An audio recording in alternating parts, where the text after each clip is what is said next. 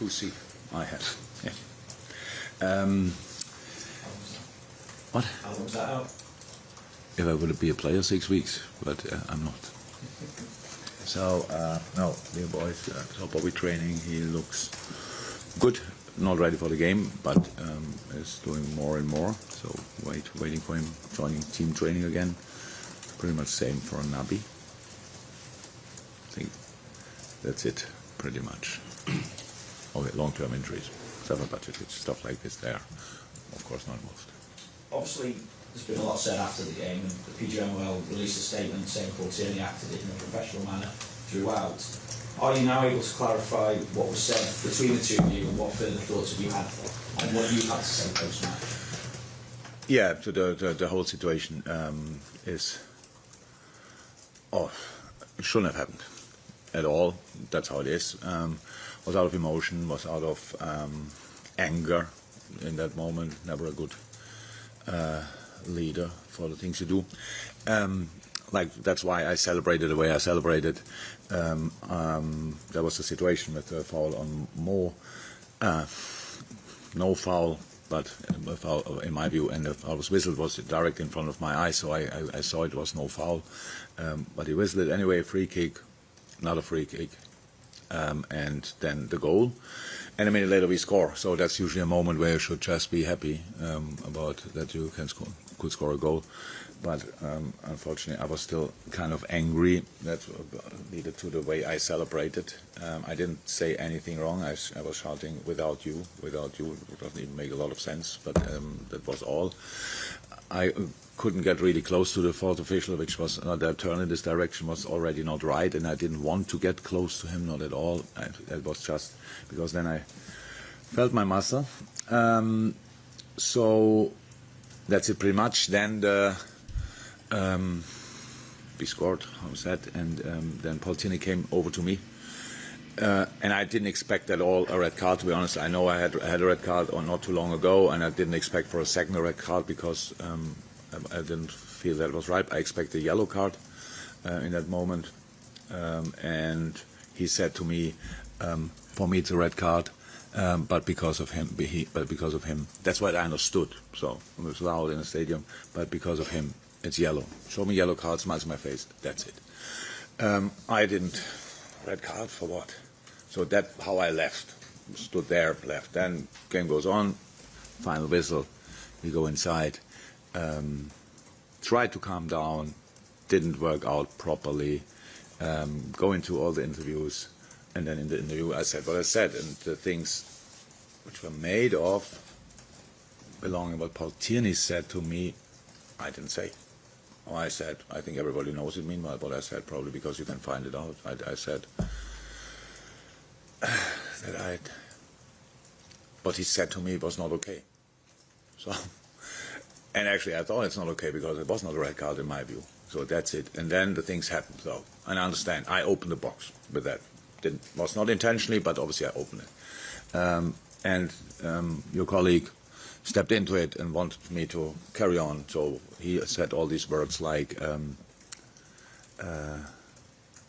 was inappropriate or whatever I don't know what kind of words he used, and I didn't respond to that. No, I stop it here.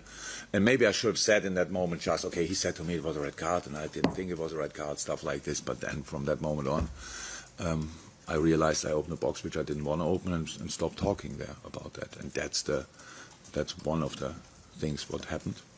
What was the rest? The rest was the things I said, how I feel about how I felt in that moment about Paul Tierney visiting our games. I know he's not. I'm very sure he's not doing it intentionally, but we have a history, and I cannot deny that. And I wish I'm not a resentful person, not at all. Not at all. I think it's a waste of time. I had to get over so many things in my life, and I get over them. But obviously, these kind of things, what happened in the past in decisive games for us, if you were involved or not, they happened. Of course, they didn't happen intentionally, but they're still there. So that's a feeling, nothing else. So that's what I said, and I know that obviously the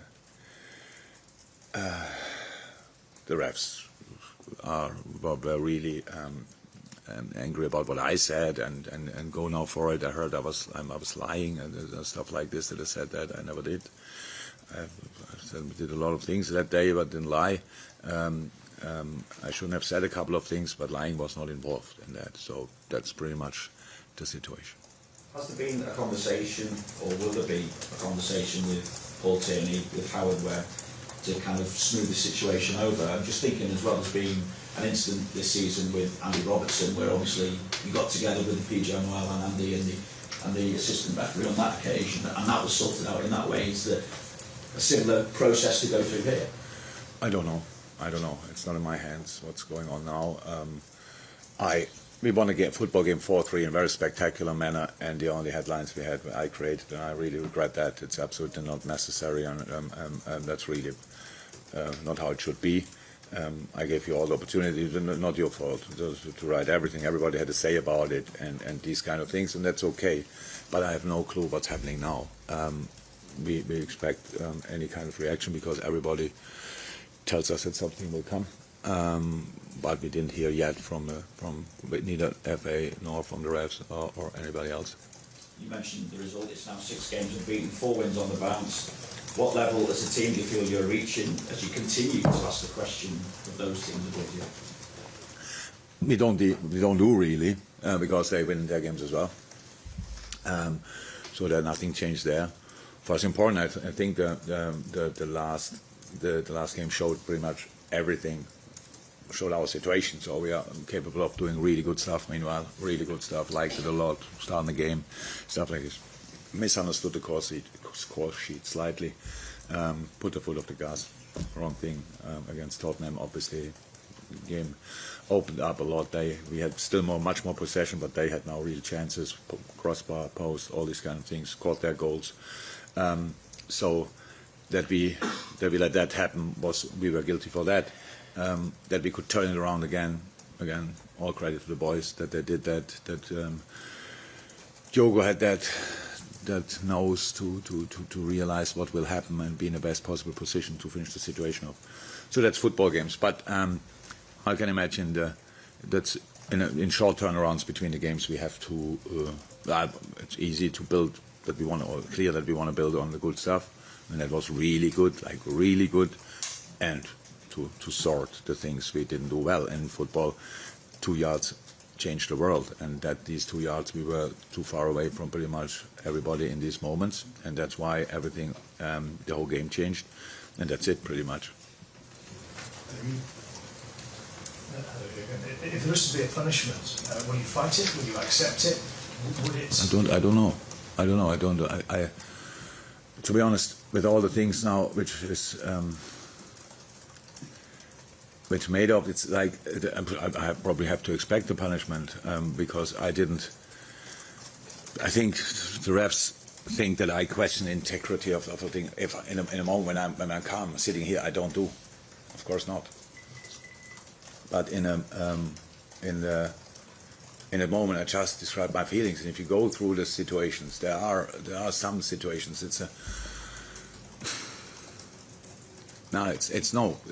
Probably.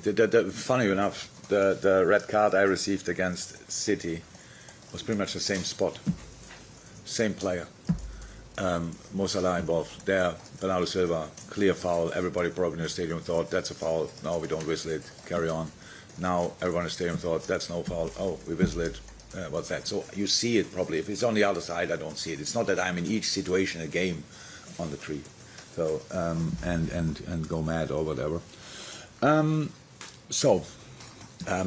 cannot say anything about it. So we have to wait what they will come back with. 2 more, Diaz back in the team, scoring a goal, an emotional moment for him. Yeah. What are your thoughts on that? Great, super. Already the game before when he came on, it was a really nice watch. We gave him now hopefully enough time that everything can settle. So he's in training for a while, started really well in training, and then how it is after long-term injuries, you can see like the power level decrease slightly, and then they lack the sharpness here and there, and that's where we just let him be, let him go through this, and so now we picked him first time for the first lineup, and it was top. That he cannot play 90 minutes was clear, but for long spells and as long as he was on the pitch, he was really, really strong. So very good news for us. Can you give us your thoughts on Fulham? It was a fantastic game back in August. What are you expecting from them? Fantastic game from Fulham. I thought we fantastic as well. I can't remember that, but maybe we were not there. So, yeah. Great season, unbelievable football. What Marco is doing there. Last year we were in London when he became manager of the year from the Championship. Congratulated each other. So a super colleague, a really smart guy. What he did there, unbelievable. Now still performing, but the results are not there anymore. As much as before, maybe. Injuries now. But the way he sets the team up, the way they play, the players they brought in, super interesting. Build a really, really, really good side. And so, yeah, we will be aware, or we are aware of how good they are, especially if we let them be. And we have to make sure that they cannot be at their best. That's the first job to do. Yeah, again, on the face of it, it's every manager's dream to have the array of attacking talent that you've got at your disposal at the moment. Mo Salah, Cody Gakpo, Diogo Jota, Luis Diaz, Nunez, Roberto Firmino coming back from injury. But how much of a challenge is it to select the right three for each specific game? And obviously rotation comes into it, and form and different sort of players coming back from injuries. But is it a case of certain games for certain players, at this stage of the season? I never thought it was a real challenge, to be honest. If you have only 3 players and you want to play with 3 strikers, then it's pretty easy to line them up. Of course, if a 4th one, then you have to make decisions. If a 5th one, they have to make decisions. That's what we do. That's not I wouldn't say that's a challenge. That's just a job to do. And in our situation, Bobby is out, and Diogo struggles. He got in the West Ham game, in the back, has bruised rib.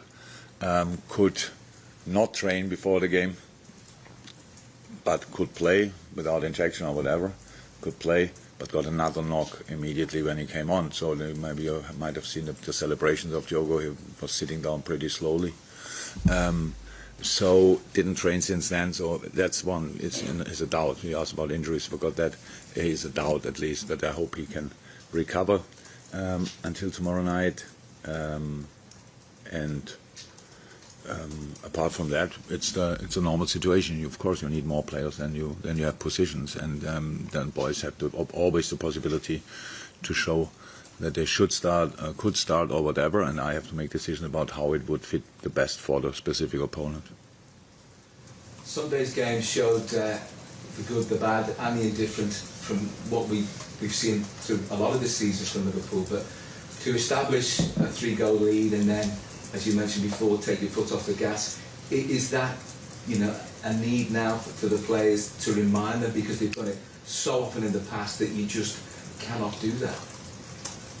I think actually we more often didn't do it. We put the foot off the gas more often than the other way around. But yes, from time to time it happens. I think the main problem was that we were that good in the first part of the game that it just put us on the wrong pathway. That's it. That's how we go, and forgot what we had to do, that we got in these good positions, because the way we played was absolutely exceptional in the beginning. How we controlled it. Everybody saw the setup of Tottenham, pretty defensive, going for counter-attack, and in these first 15-20 minutes there was not counter-attacking, nothing, because if we lost the ball we won it back immediately, and we kept playing again. So I would like to let the positives outweigh the negatives, to be honest, because it's just more important. The negatives were obvious as well, but we didn't do right, and that we have to do that better is clear. But the good stuff I wouldn't take for granted, because it was exceptional, and that's what we have to do again. Because what I said, this is the start for something new, and that will not stop at the last match day in this season. It will have to continue next season, and that's why I take what I get and work with it. But the first part was that good that I was really pleased with that. Jürgen, Hi. all season there's been so much outside noise surrounding the team and how they're doing. Are you confident that this latest noise that's been generated from the outside won't affect performances or the players or anyone? What outside noise? Well, obviously the headlines that have all been created over the weekend after what's happened with you and the officials, and there's a lot more scrutiny on you and the team, or there will be, I think now. But they've Because the thing I did, there will be more scrutiny on the team. I think there's more scrutiny on you and the club in general, but the players have dealt with all the outside noise. Yeah, but that's now, if there's one good thing, I prefer much that I'm in that situation than any player, for example. So we will see that, but I can't see that will now have any influence on the team. So that's it.